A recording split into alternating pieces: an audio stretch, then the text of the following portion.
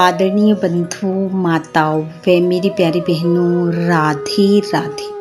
आप सभी का हमारे इस YouTube चैनल जीवन की धारा पर बहुत बहुत स्वागत है। बंधुओं, आज हम इस वीडियो में सोमवती अमावस्या की कथा सुनेंगे, जिसे सुनने सुनाने से पितृ पूर्वजों की कृपा से 7 पीढ़ियों तक धन धान्य की कोई कमी नहीं रहती, सुख सौभाग्य में वृद्धि होती है।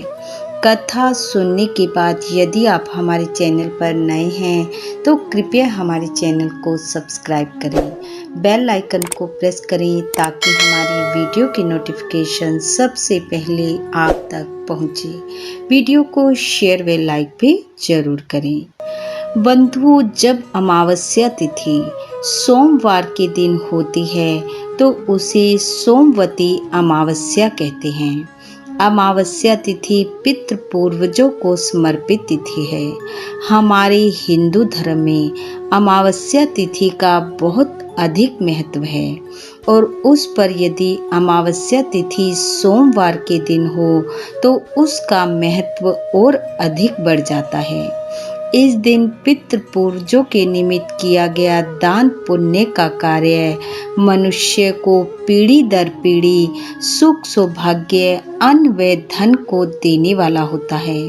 सोमवती अमावस्या के दिन महिलाएं पीपल की पूजा कच्ची लस्सी, जल, रोली मोली, गुड़, चावल, फूल, फल, मिठाई आदि चढ़ाकर करती हैं। पूजा के बाद पीपल के पेड़ की फेरी लगाई जाती है। किसी भी मनोकामना की पूर्ति के लिए महिलाएं इस दिन पीपल के पेड़ की पूजा करते हुए फल चढ़ाती हैं और 13 सोमवती अमावस्या करने का संकल्प लेती हैं। अमावस्या तिथि की कथा सुनती हैं। चढ़े हुए फल व मिठाई पूजा के बाद ब्राह्मण को दे दिए जाते हैं। पीपल की पूजा चढ़ाए गए कच्चे दूध व जल से पितृ प्रसन्न होते हैं। वे अपने परिवार को सुख समृद्धि व खुशहाली का आशीर्वाद प्रदान करते हैं। तो आइए अब सुनते हैं सोमवती अमावस्या की कथा, जो कि इस प्रकार है। एक गांव में एक साहूकार अपने परिवार के साथ रहता था। उसके 7 बेटे 7 बहुएं और एक बेटी थी। साहूकार के दरवाजे पर एक जोगी भिक्षा मांगने आता। जब साहूकार की बहुएं जोगी को भिक्षा देती तो वह उन्हें सुहाग की आशीष देता, और जब साहूकार की बेटी भिक्षा देती तो वह कहता कि बेटी है तो सुहागन, पर उसके भाग्य में दुहाग लिखा है। यह सुनकर लड़की उदास रहने लगी। एक दिन उसकी माँ ने पूछा, बेटी क्या बात है, तू उदास क्यों रहती है? तब उसने सारी बात अपनी माँ को बता दी। उसकी माँ ने कहा, कल मैं सुनूंगी कि जोगी क्या कहता है। अगले दिन जब जोगी भिक्षा मांगने आया तो साहूकार की बेटी भिक्षा देने गई और उसकी माँ दरवाजे के पीछे खड़ी हो गई। जोगी ने लड़की को वही बात कही तो उसकी माँ बाहर निकल कर आई और कहने लगी, बाबा आप मेरी बेटी के बारे में ऐसा क्यों कहते हो? तो उसने बताया कि तुम्हारी बेटी के भाग्य में सुहाग तो है, लेकिन वो दुहाग में बदल जाएगा। साहूकार ने जोगी के पैरों में पड़ गई और कहा, बाबा इसका कुछ तो उपाय बताओ। तब उस जोगी ने कहा कि यहाँ कुछ दूरी पर एक गांव में सोना धोबिन अपने बेटे और बहू के साथ रहती है। वह बहुत ही आचार विचार संस्कार संपन्न, नेम धर्म वाली तथा पति परायणा है और हमेशा सोमवती अमावस्या का व्रत रखती है।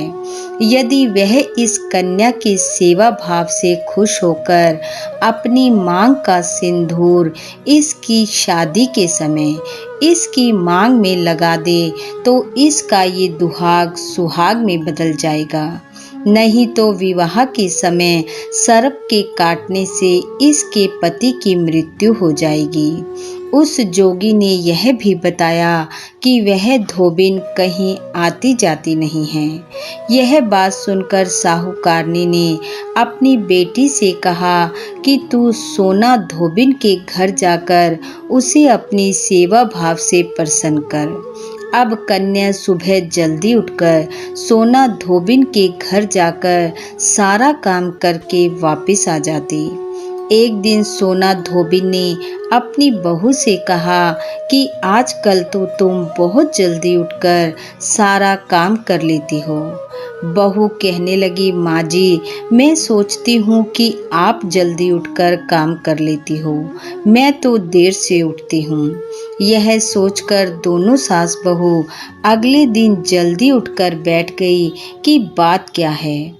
उन्होंने देखा कि एक लड़की आई और सारा काम करके वापस चली गई। अगले दिन जब वह लड़की जाने लगी तो सोना धोबिन ने उसे रोक लिया और पूछने लगी कि तुम ये सब क्यों करती हो। तब लड़की ने जोगी द्वारा कही सब बात उसे बता दी। सोना धोबिन पति परायण थी और पूरे भक्ति भाव से सोमवती अमावस्या का व्रत रखती थी। उसमें एक अलग ही तेज था। वह लड़की के साथ जाने को तैयार हो गई। सोना धोबिन का पति थोड़ा अस्वस्थ था, अतः उसने अपनी बहू से कहा कि जब तक मैं लौट कर ना आऊं तुम कहीं मत जाना। शीघ्र ही वह लड़की और सोना धोबिन घर पहुंच गए। साहूकारनी ने अपनी बेटी का विवाह किया। जब फेरे होने लगे तो सोना धोबिन करवे में कच्चा दूध और सूत का तार लेकर बैठ गई। थोड़ी देर में सांप आया और दूल्हे को डसने के लिए आगे बढ़ा तो सोना धोबिन ने करवा आगे करके कच्चे सूत की तार से सांप को बांध लिया। डर के मारे सांप मर गया। इस प्रकार सोना धोबिन ने उसे सुहाग दिया और कहा कि मैंने जितने सोमवती अमावस्या के व्रत किए हैं उन सब का फल साहूकार की बेटी को मिले और जो आगे करूंगी उसका फल मेरे पति और बेटों को मिले। सब लोग सोमवती अमावस्या की जय जयकार करने लगे। अब सोना धोबिन अपने घर की ओर चल पड़ी। जब वह चली तो उस दिन भी सोमवती अमावस्या थी। वह बिल्कुल निर्जल थी। रास्ते में पीपल के पेड़ के नीचे बैठकर कहानी कही, व्रत किया, पीपल के 108 फेरे लगाए। पीपल की पूजा करने के बाद अपने घर पहुंची। वहां उसने देखा उसका पति अंतिम सांसें ले रहा है। अब उसने जो सोमवती अमावस्या रास्ते में की थी उसका फल संकल्प कर अपने पति को दे दिया। उसका पति तुरंत खड़ा हो गया। सब कहने लगे, तूने ये क्या किया जो यह उठकर खड़ा हो गया। उसने कहा, मैंने रास्ते में सोमवती अमावस्या की, पीपल की पूजा की, 108 फेरी लगाई, व्रत किया, ये उसका ही फल है। तब पूरे नगर में ये ढिंढोरा पिटवा दिया गया कि सब लोग सोमवती अमावस्या की पूजा करें, व्रत रखें और 108 पीपल की फेरी लगाएं। हे सोमवती अमावस्या, जैसे साहूकार की बेटी को सुहाग दिया वैसा सबको देना। इस कथा कहानी को सुनने वाले सुनाने वाले सब पर अपनी कृपा बरसाना, सबको अमर सुहाग देना, सुख समृद्धि शांति देना, धन धान्य से घर परिवार को भरपूर रखना। इन्हीं शुभकामनाओं के साथ आप सबका बहुत बहुत धन्यवाद। राधे राधे।